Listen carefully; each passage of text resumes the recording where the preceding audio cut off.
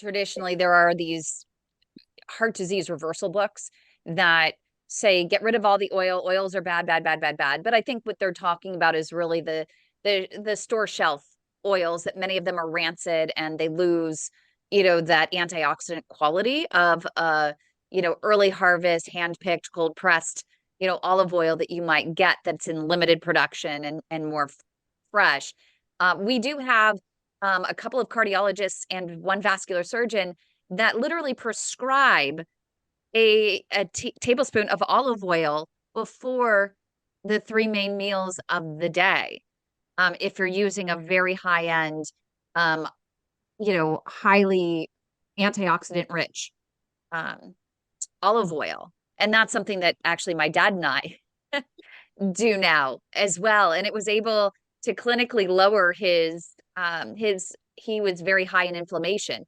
And just that act, coupled with a turmeric extract capsule, seemed to Yeah, lower his inflammation in his body. there's you've seen the proof with your own eyes, Kim.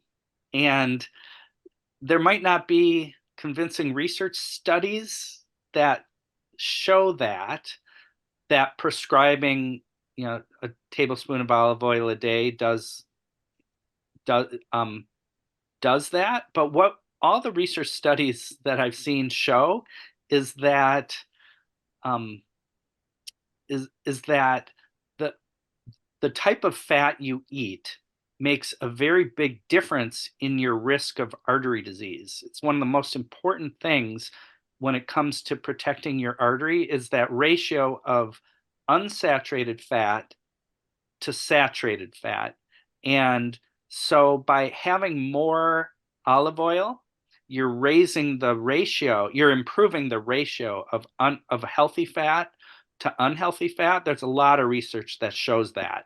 So, but if you're trying to lose weight, having, a tablespoon of olive oil or any other Yeah. fat is going to be about 100 calories, Yep. and that can make the difference. So it's complicated. How do you feel about now use a ton of olive oil thanks to Kim, and they have the store I go to, they have all these flavored olive oils. So they have butter flavored olive oil.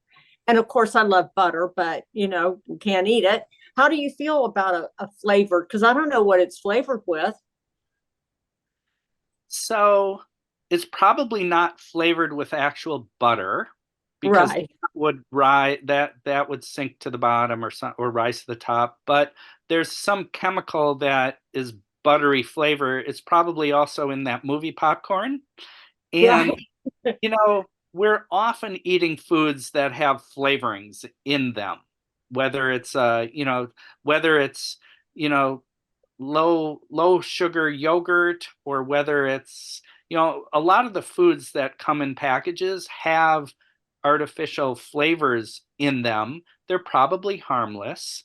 And, adding a little bit of butter flavored chemical to oil is not ideal, but we all want our food, we want to enjoy our food, right? And so if you use what I call the condiment principle, right? Sometimes a little small amount of sugar makes, something more appealing, or a small amount of salt makes something more appealing. A little bit of cheese makes a salad more exciting, and a little bit of butter flavor to the olive oil.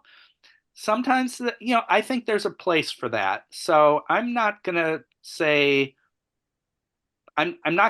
anything real negative about that. I think other people would say, "Ugh, why would you ever want to do that?" But I think there's the middle ground has value.